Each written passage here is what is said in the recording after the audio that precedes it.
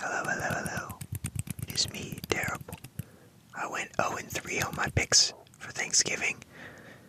I figured I'd follow that up by making the rest of my predictions for the whole weekend. Luckily, some of these matchups are lopsided, so as long as I pick the better team, we should do pretty well. So, with that being said, I expect a lot of upsets this weekend. It is what it is. Starting with these fellas right here, we got Browns, Niners, 8-4 Niners. It's at home for the Browns. Shedeur Sanders' second start for the Browns. Niners, Brock Purdy's playing, and they definitely have the line. -4.5. In terms of injuries, Eddie Pinheiro, I got him on the bench in one league. He's questionable. Tatum Bethane, Robert Beal, Luke Gifford, all questionable. Jerome Ford's questionable for the Browns, and Njoku's questionable. Alex Wright, Brendan Bates, Aiden Huntington, all out. I expect the Niners to get this one. Purdy played pretty bad last week, but it should be interesting. Niners are a little bit tougher team than the Raiders for the Browns, so we'll see what happens there. But I don't know. We'll see. I'm sure I'll have a couple of long passes, but gotta go Niners in this one, getting the dub. But we'll see what happens. All 1 o'clock games. That one's the first 1 o'clock game. We got another 1 o'clock game, divisional matchup. Jaguars play the Titans. Texans play the Colts. A lot of division-on-division violence this weekend. But Jaguars 7-4. Titans 1-10. Ouch. It's in Tennessee. -5.5 for the Jaguars. Let's see what we got on the injury front.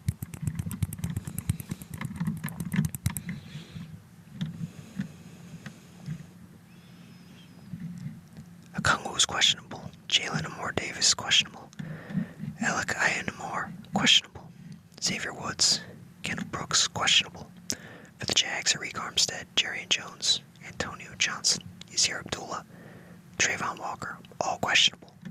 So, I'm sure some of them will play, some of them won't. But I think either way, I don't know, it would be nice to see the Titans get that divisional dub, but I kind of like how the Jags have been playing lately. I think Trevor Lawrence gets the job done.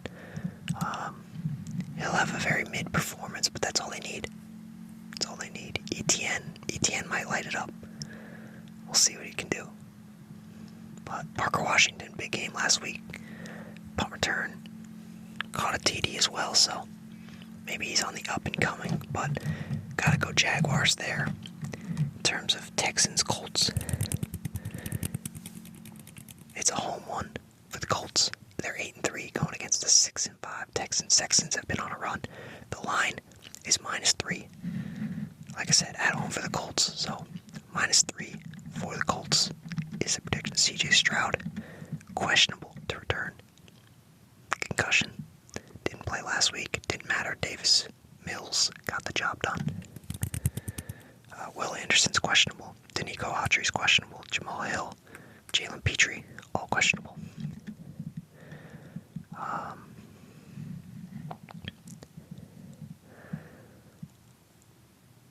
Looks like a bunch of guys on IR for the Colts. There's nobody that looks banged up for this week who's important. But Colts got the line. They got home field advantage.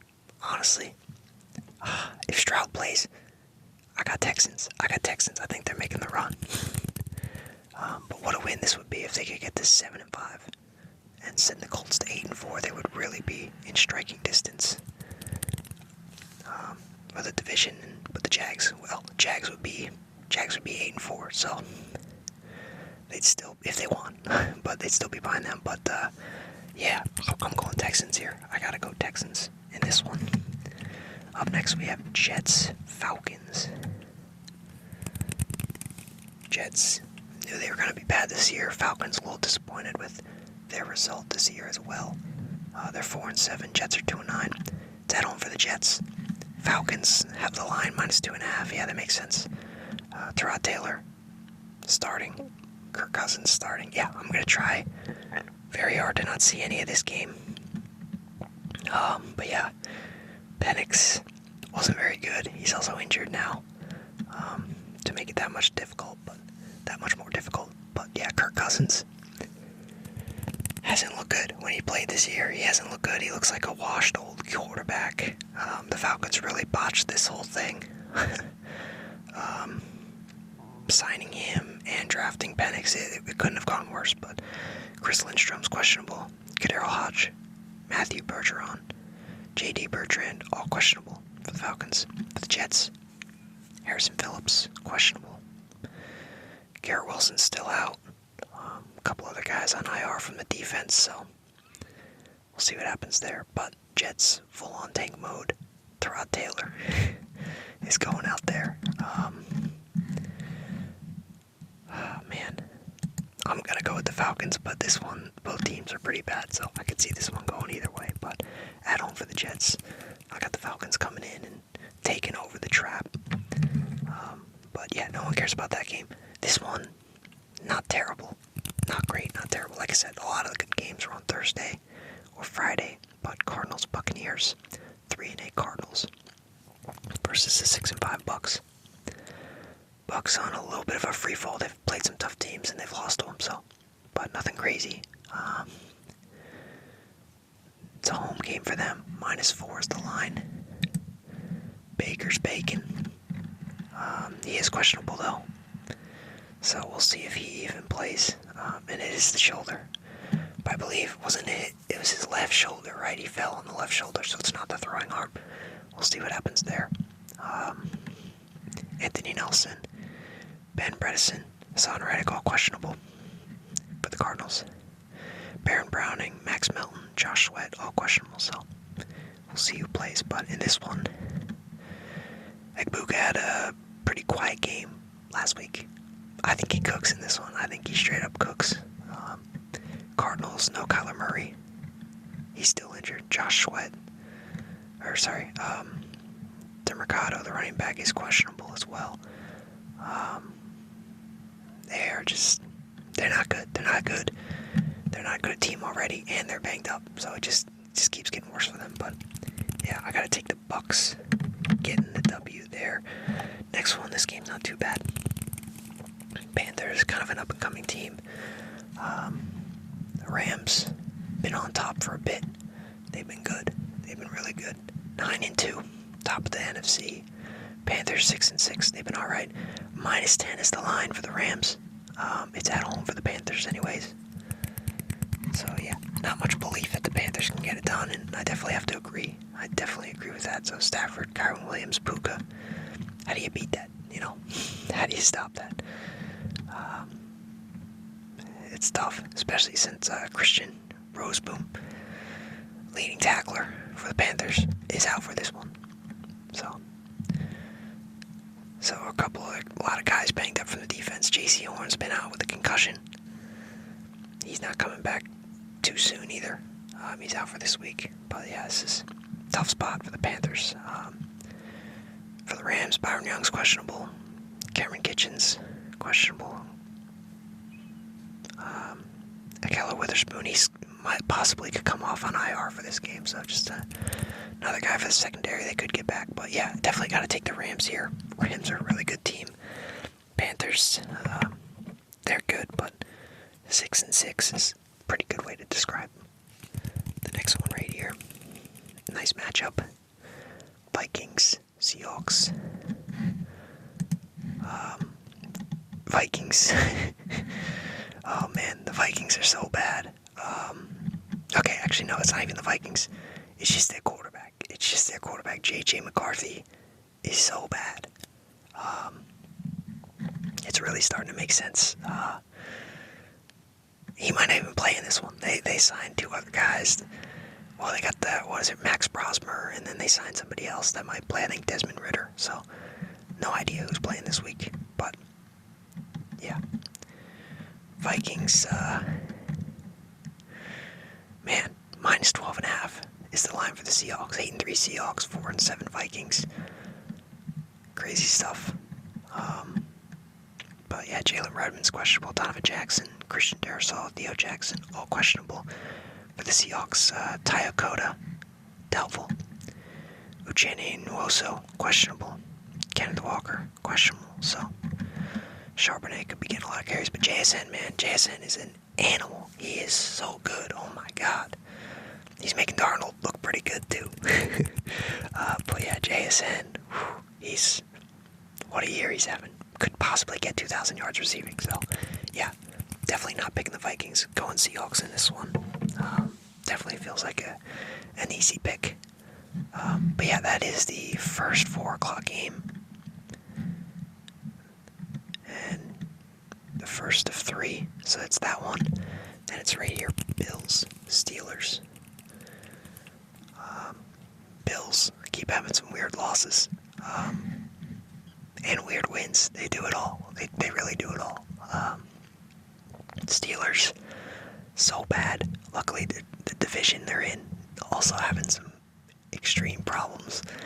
But yeah, Bills 7-4, Steelers 6-5. So both these teams need something. They need something here. They need a nice little win. But Rodgers, he's been okay. Josh Allen's been pretty good for the most part, but awful last week against the Texans. Texans made him look bad. But yeah, we got